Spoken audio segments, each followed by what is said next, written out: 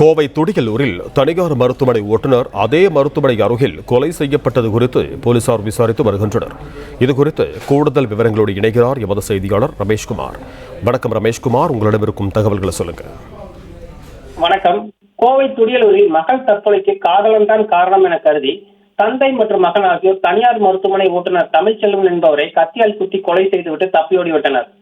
துடியலூர் போலீசார் உடலை கைப்பற்றி விசாரணை செய்து வருகின்றனர். கொலை செய்துவிட்டு தப்பியோடிய தந்தை மற்றும் மகன் இருவரையும் போலீசார் தேடி வருகின்றனர்.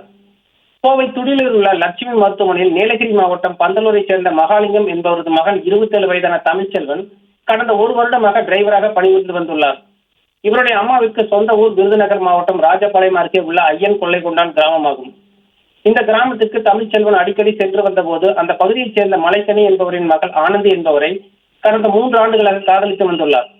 தமிழ்ச்செல்வன் ஆனந்தியுடன் பழகிக் கொண்டிருக்கும் போதே திருப்பூர் மாவட்டம் உடுமலைப்பேட்டையைச் சேர்ந்த ஒரு பெண்ணையும் காதலித்து வந்துள்ளார். காத்துவாக்கல 2 காதல் பட பாணியில் டிரைவர் தமிழ்ச்செல்வன் 2 பெண்களையும் காதலித்து வந்துள்ளார். இதன் காரணமாக ஆனந்தியை திருமணம் செய்யாமல் காலம் தாழ்த்தி வந்துள்ளதாக தெரிகிறது. இதனால் மனமுடைந்த ஆனந்தி கடந்த 2 மாதங்களுக்கு முன்பு தூக்கிட்டு தற்கொலை செய்து கொண்டார். ஆனந்தி தற்கொலைக்கு தமிழ்ச்செல்வன் தான் காரணம் என்று ஆனந்தியின் அப்பா மலைக்கனி மற்றும் அண்ணன் ராஜாராம் ஆகியோர் முடிவு செய்து தமிழ்ச்செல்வனை கொலை செய்யும் நோக்கத்துடன் நேற்று 24ஆம் தேதி இருவரும் இருசக்கர வாகனத்தில் ராஜபாளையத்திலிருந்து கோவைக்கு வந்துள்ளனர்.